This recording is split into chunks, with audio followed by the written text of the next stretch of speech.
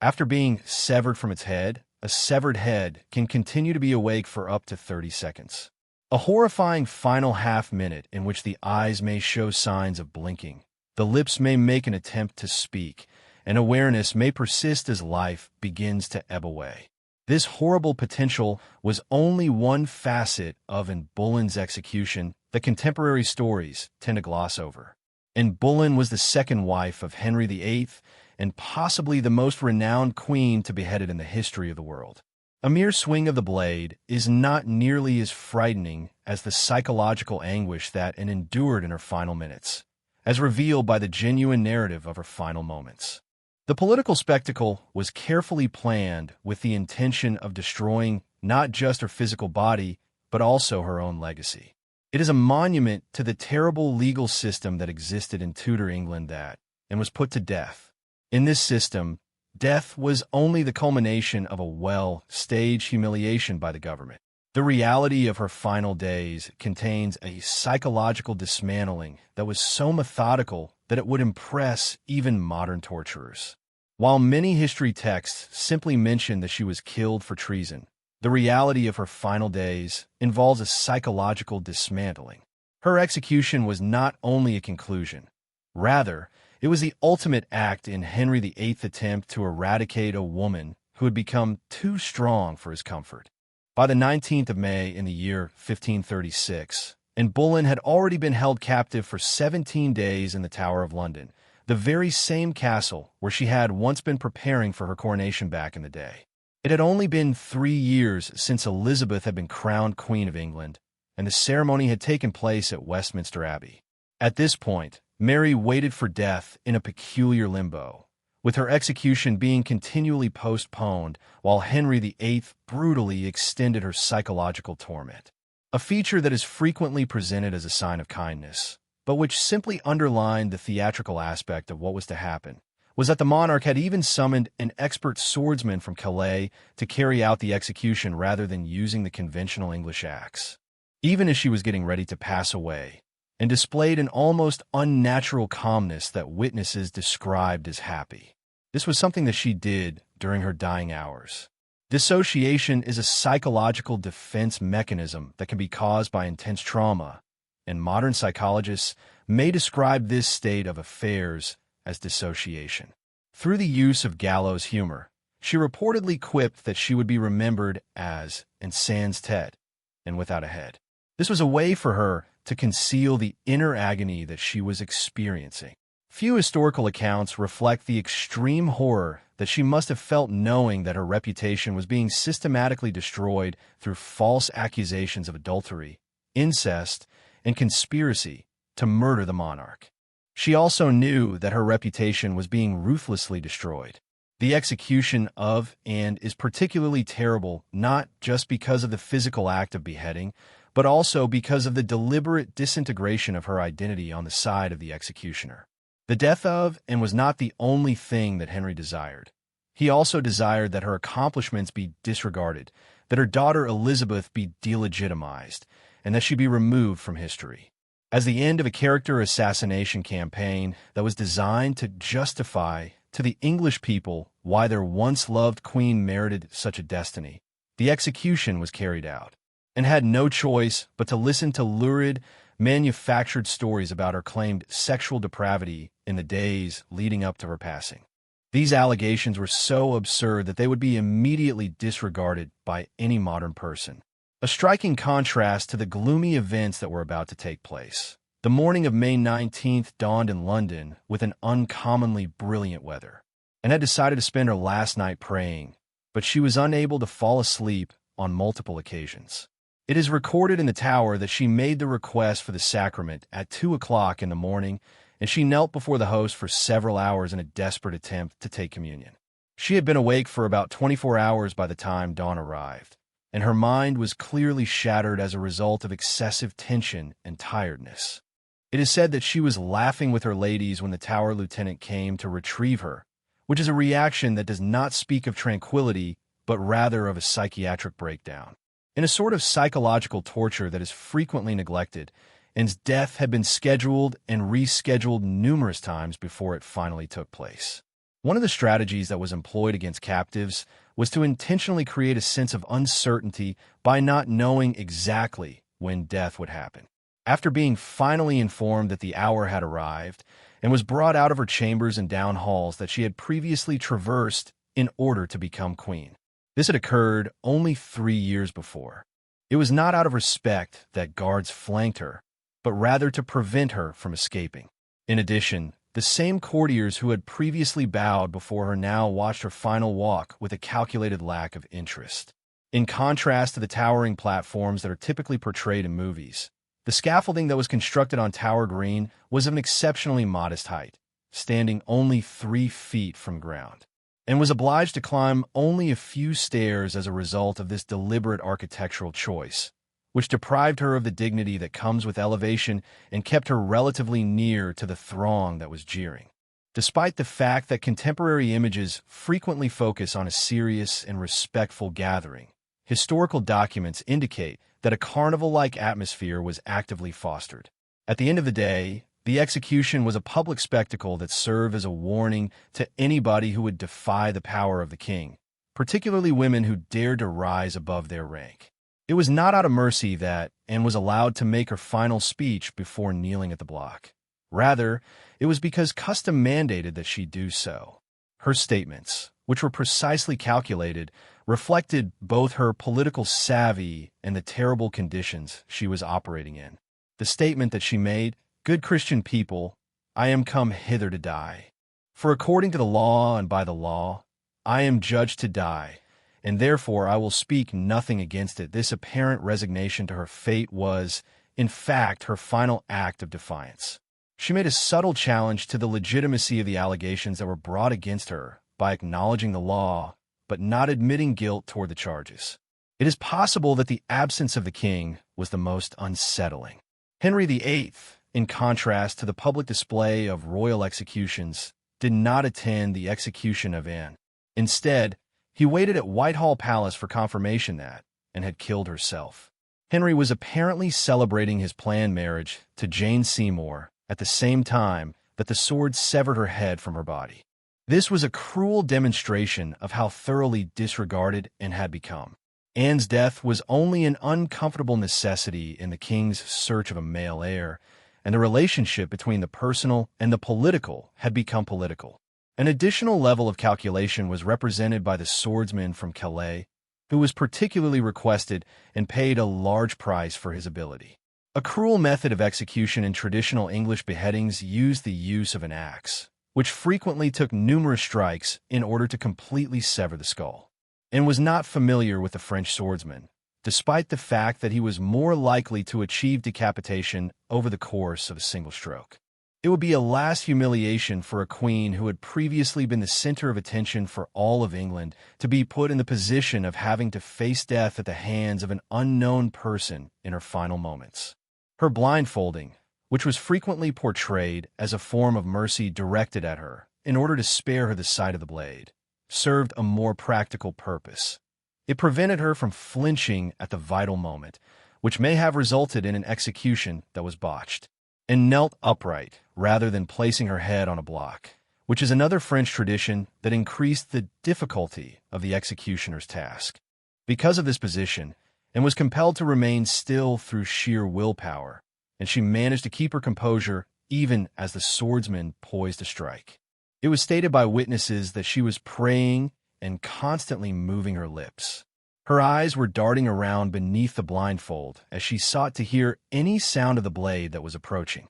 A sort of torture that is rarely addressed in sanitized historical accounts is the psychological pain that occurred at this moment, which consisted of knowing that death was approaching but not knowing when it will occur. When compared to Tudor standards, the actual beheading was remarkable for its cleanliness. Anne's head was severed by a single blow, but the events that took place immediately following the stroke are frequently left out of histories that are written in a polite manner. Her eyes and lips remained to twitch for several seconds after she was beheaded, which is a terrible physiological response that occurs when oxygen remains in the brain tissue. Witnesses have reported that this occurred.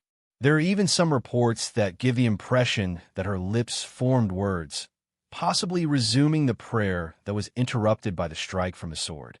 As a result of the sight's unsettling nature, a number of witnesses passed out, while others retreated in horror at the sight of this frightening reminder of the weak connection that exists between the body and the spirit.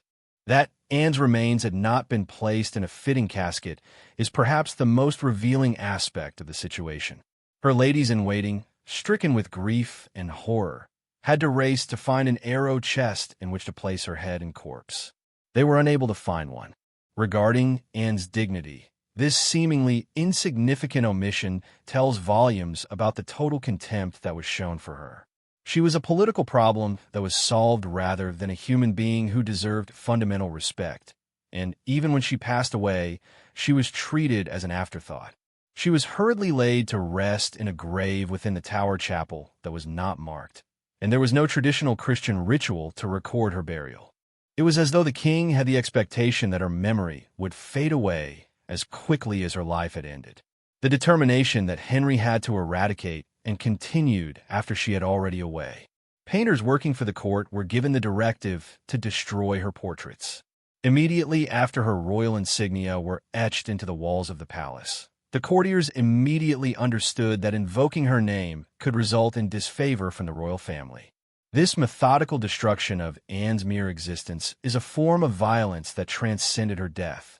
It was an attempt to execute not only a person, but also a legacy. While we frequently focus on the physical act of execution, this is evidence of a form of violence that went beyond Anne's death. If her narrative were to be told again, it would be centuries before it could be told. From the pieces of Anne's life that were able to survive Henry's purge, historians started the laborious process of reconstructing her existence. In addition, those who were compelled to witness Anne's execution were traumatized by it. This was especially true for her ladies-in-waiting, who were required to clean and prepare her severed head before it was buried. While maintaining their composure, these women were required to carry out this gruesome task. They were themselves afraid of being implicated in the purported crimes committed by the queen. It was stated that several of them suffered from nightmares for years after the occurrence, and at least one of them finally entered a convent because she was unable to continue her life as a courtesan after what she had seen. There is a climate of fear that dominated Henry's court for the remainder of his reign, which was caused by the ripple effects of psychological anguish that stretched well beyond Anne herself. In the immediate aftermath of the execution, Anne's daughter Elizabeth, who had not yet reached the age of 3, was proclaimed illegitimate and removed from the line of succession. The young girl, who would grow up to become the most powerful queen in England's history, was completely without a parent. In the wake of her mother's execution and her father's public denial of her legitimacy, Elizabeth discovered that she had suddenly been deprived of the necessary attire and attendance that would have been acceptable for her previous status. Within a short period of time, her household disintegrated. And further facet of the misery that surrounded Anne's execution is represented by the harsh treatment of a little child. Even the innocent child of the woman was subjected to the punishment. In most contemporary depictions of executions during the Tudor period, the overpowering sensory experience is not adequately captured. During the warm month of May, the scaffold would have been teeming with flies and reeking of the blood that had been used in earlier executions. A wall of sound was created by the crowd's clamor, which was manipulated by place supporters who were ordered to cheer the Queen's death. This wall of sound was aimed to terrorize and disorient the audience. They would have been able to hear this clamor becoming louder as she approached Tower Green, the jeers and catcalls from a population that was pushed to consider her as a witch and an adulteress. This meticulously planned and executed public humiliation was a key component of the court system in Tudor history.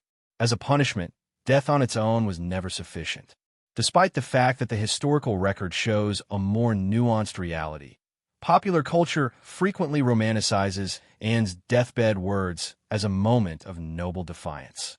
The fact that she was in an impossible position is reflected in the carefully phrased address that she gave, in which she praised the king as a merciful and sovereign lord, even when she was in imminent danger of dying and was unable to talk openly. Her words were limited since she was more concerned about the future of her kid and the reaction of the throng that was watching. Not only does her speech reflect freedom of expression, but it also represents the reverse of freedom of expression, the ultimate censorship of a lady who knew that even her last words would be reported to the king and may have an effect on those she left behind. The sword that was used to put an end to Anne's life was brought in from France, specifically for the purpose of symbolizing the performative nature of her death. Henry did not spare any expense in order to ensure a spectacle that was worthy of bringing down a queen.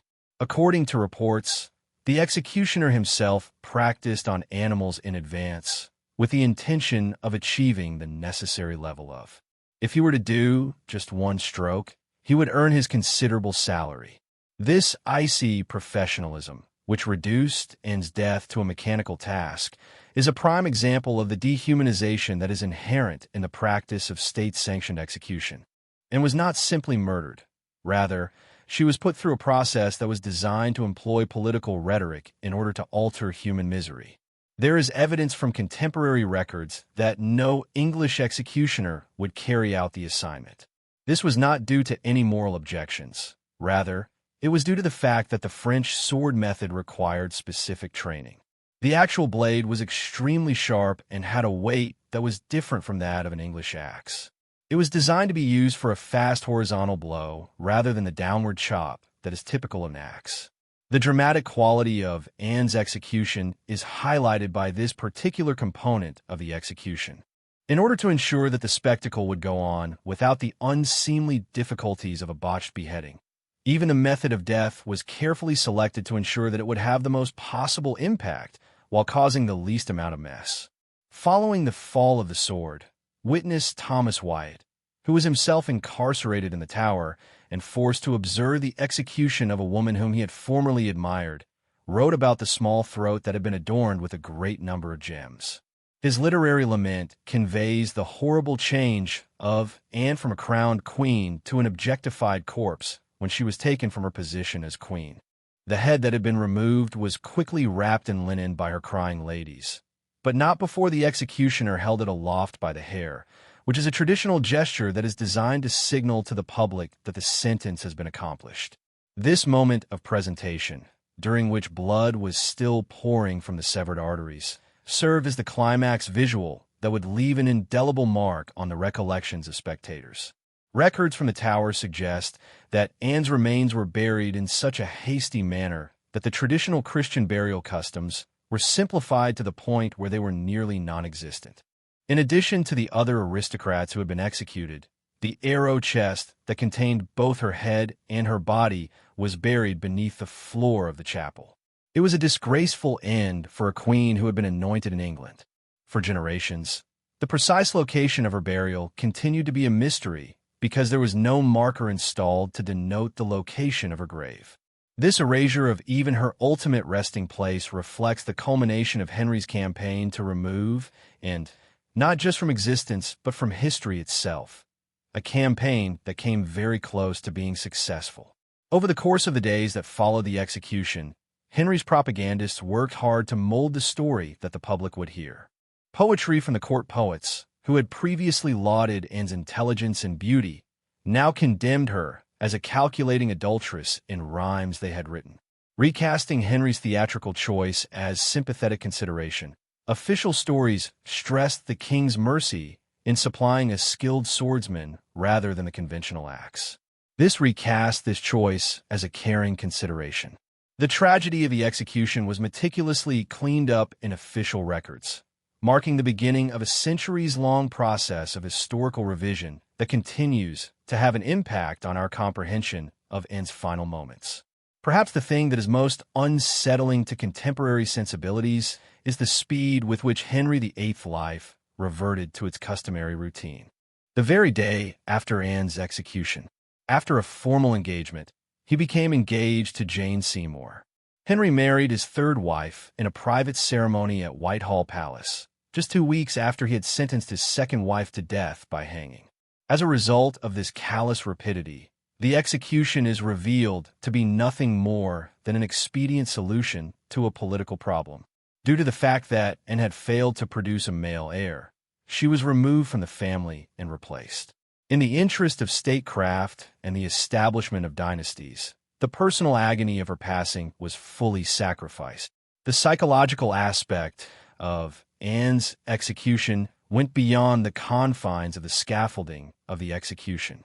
In the weeks leading up to her passing, she had been exposed to unrelenting interrogation.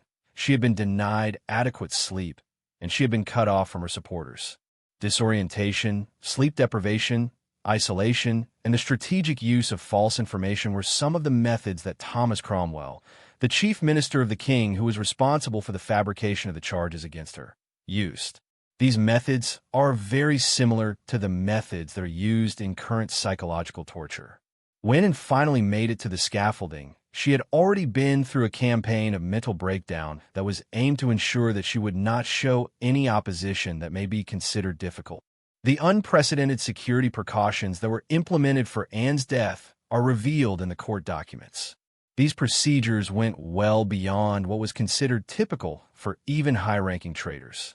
It was decided to double the size of the Tower garrison, and special guards were placed in various locations across the castle complex. The purpose of these precautions was not to prevent escape. Rather, they were aimed to ensure that no supporter could try a last-minute intervention or organize public sentiment against the execution. The enormous display of power served another goal as well, which was to intimidate anyone who might have developed feelings of sympathy for and is silently complying with the will of the monarch. The execution was originally supposed to take place at dawn, but it was moved to the middle of the morning instead. This enabled for the greatest possible number of Londoners to be there. Due to the elevated profile of the tower, audiences that had gathered outside were able to hear the announcement that the tower had been completed. Tower Green could only seat a limited audience consisting of officials and members of the aristocracy. It would then be the moment of death that church bells around London would signal, thereby generating a citywide acknowledgement of the power of the royal family. As a result of this orchestration, Anne's private anguish was converted into a public performance. Death was portrayed as political theater rather than as a personal tragedy. When it comes to Anne's death, the fate of her co-defendant is one of the things that is most frequently forgotten. On the grounds that they had committed adultery with the Queen, 5 men, including Anne's own brother George Boleyn, were put to death just a few days before Anne. Their deaths served the purpose of establishing the facts of Anne's purported crimes before to her own execution, so eliminating any possibility that their final utterances could be in conflict with the official narrative. A purge equivalent to Stalin's show trials decades later, this planned judicial murder of 6 persons, all of whom were condemned on basically identical manufactured evidence, constitutes one of the most flagrant acts of state violence that Tudor England ever committed. Despite the fact that Tower Green is home to a memorial that marks the location of Anne's execution near its current location, contemporary. According to the records, the actual scaffolding was located in a different part of the tower complex. It is symptomatic of the way in which Anne's death has been continually reframed and shifted, both physically and historically, in order to fit numerous narratives that this geographical uncertainty is also emblematic of. The romanticized and sanitized depiction of her execution that is prevalent in popular culture bears little similarity to the psychological warfare, character assassination, and planned cruelty that defined her final days in May of 1536.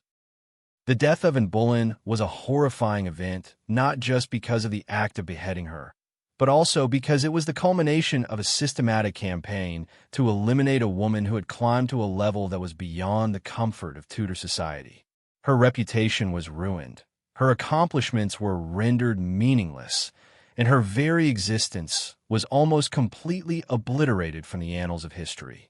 She was not only put to death, she was systematically unmade.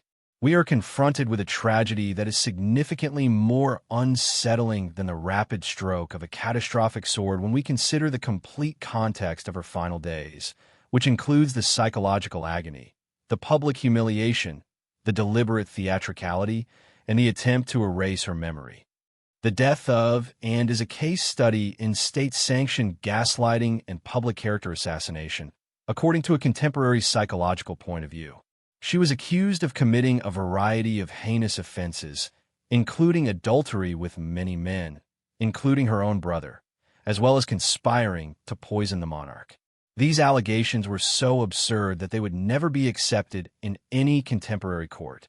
Nevertheless, Henry's regime was able to successfully convince many people that and deserve her fate by carefully manipulating public opinion, strategically using torture to extract confessions from co-accused men, and controlling all official narratives. It is possible that the most horrible feature of her execution is the methodical manipulation of reality that she was subjected to. It is precisely because it embodies the junction of human tragedy and political calculation that in Boleyn's execution continues to interest people even after 5 centuries have passed. The act of her death was not merely the conclusion of a life. Rather, it was a well-planned and executed performance that was intended to legitimize the actions of a ruler and to rewrite historical memory. It is not the moment that the sword fell that is the source of the ultimate terror. Rather, it is the realization that power has the ability to utterly rewrite reality. This is a lesson that resonates uncomfortably in our current era of information manipulation and character assassination. In spite of Henry's best efforts to ignore Anne, it is possible that her death, rather than her life, became the most enduring legacy she left behind. This may be considered Anne's final tragedy. We are forced to confront unsettling facts about power, gender, and the production of historical narratives when we attempt to comprehend the entire tragedy of Anne Boleyn's execution. The sanitized narrative of her death, which depicts her as an unlucky queen who met a fast and dignified end, attempts to mask the systematic abuse of state power that her case represents. Through an analysis of the psychological aspect of her execution, the deliberate torments, the public humiliation, the ruin of reputation, and the attempt to erase her memory, we are able to identify the most profound ramifications of her tragedy. Not only do we develop an understanding of justice, but we also learn recognition of the ways in which authority is maintained through the management of both bodies and narratives. There is a cautionary tale about the vulnerability of truth itself when it is challenged with ultimate power that may be found in Anne's severed skull.